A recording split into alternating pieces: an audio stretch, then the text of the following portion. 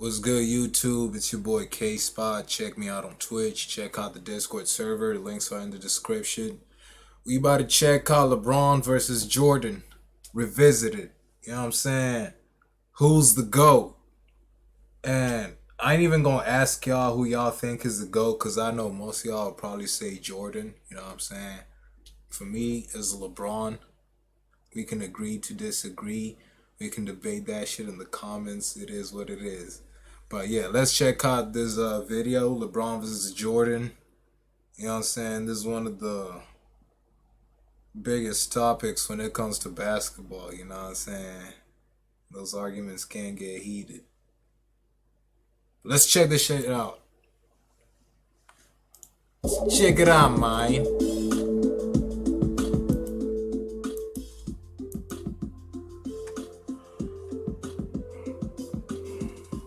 We should do a Jordan and Kobe comparison type shit. The Lakers have now eliminated the Miami Heat, securing their 17th title in franchise history, tying them for first all-time in NBA championship. Look out. And along with that, LeBron has now secured his 4th championship ring in an already hotly debated GOAT conversation between him and Jordan. So the immediate question is, how does this change things? If you've followed my channel for very long at all, you've probably seen me compare these two greats in my GOAT series, in which my conclusion was that Michael was still the greatest player of all time. But with this recent championship, LeBron has now won 4 NBA championships, 4 finals MVPs, and has led 3 different franchises to a championship, which no other player has ever done before.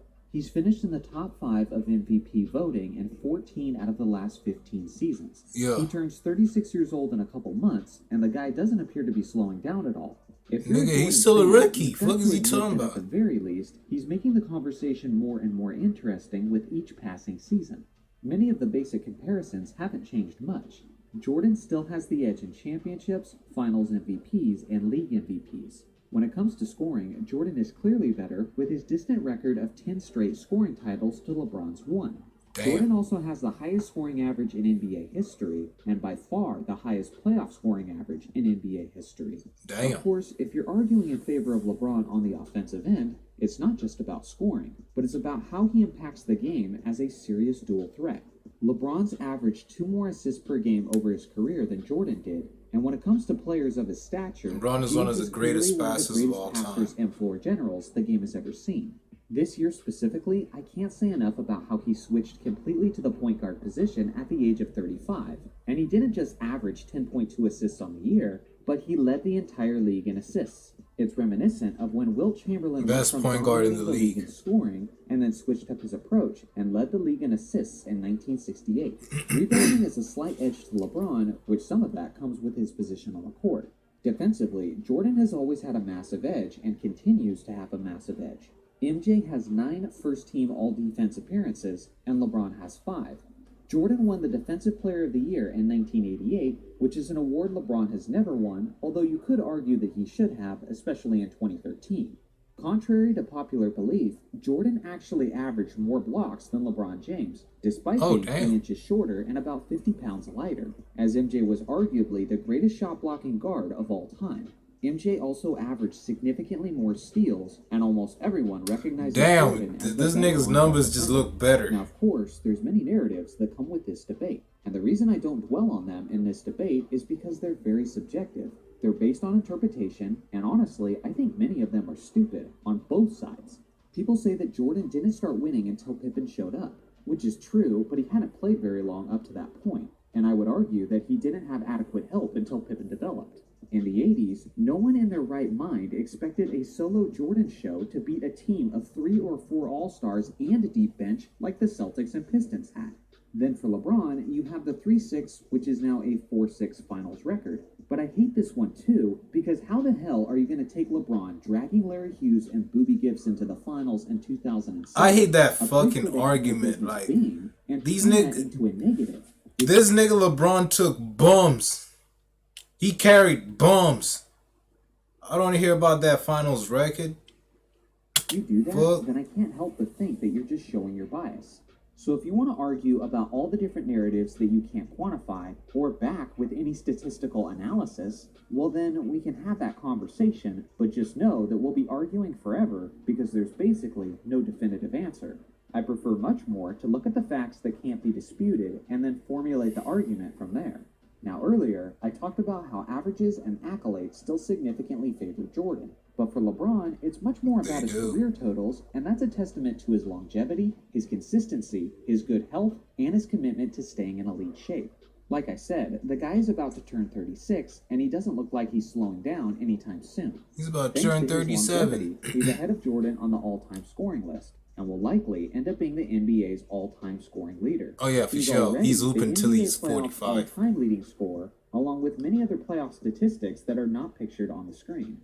He's miles ahead of Jordan in assists and rebounds, and within the next year or two, he'll likely become the only player in NBA history to have over 30,000 points and over 10,000 assists. He's already top 10 in assists, and again, that's insane considering he's probably going to be the all-time leading scorer by the time he's done.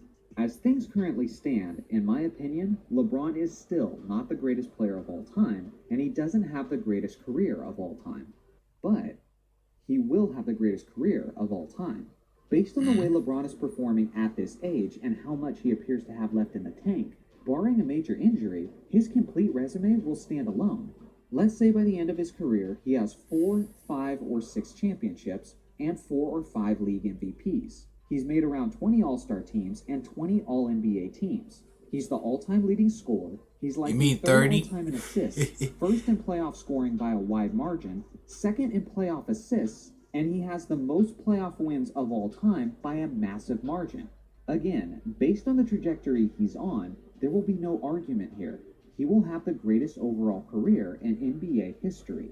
Now, does that make him the greatest player of all time? Well, that's based on how you interpret it.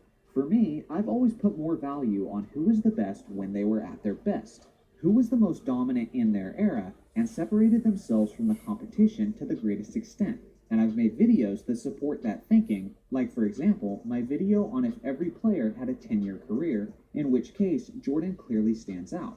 This has been pretty consistent logic for me too, like for example in the Charles Barkley versus Karl Malone debate. I personally have always preferred Charles Barkley. Yes, if you look at the career totals, then Malone is way ahead thanks to his health and longevity. But if you look at who was better when they were at their best, I think it was Chuck. He could score nearly on the same level as Malone, he was much more efficient. That's an interesting way to look at it. He turned the ball over significantly less, and the eye test just told me he was better. I always thought that if you gave Barkley John Stockton throughout the majority of his career, then he would have stood out even more. So with that being said, I do think there is a possible universe where LeBron ends up with all of these crazy career totals, and he definitively has the greatest career of all time.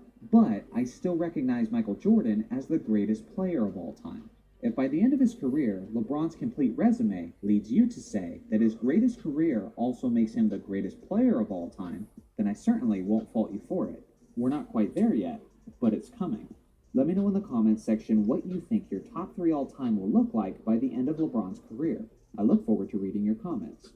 Thanks for watching as always. Make sure to like and subscribe for more basketball content, and I'll see you guys in the next video. Give me your top 3 all time in the comment. You know what I'm saying? Run me them top 3 lists. You know what I'm saying? Every major difference between Michael Jordan and Kobe Bryant. That's a good video. We might have to check that out. I was just talking about a Kobe and Jordan comparison video. So yeah, that was a good ass video. My GOAT is LeBron. I know y'all, a lot of y'all will probably think otherwise. It is what it is. Let's argue in the comments. Check me out on Twitch. Check out the Discord server. Links are in the description. With that being said, it's been your boy K-Spot, and I'm out this bitch, I'm out this motherfucker,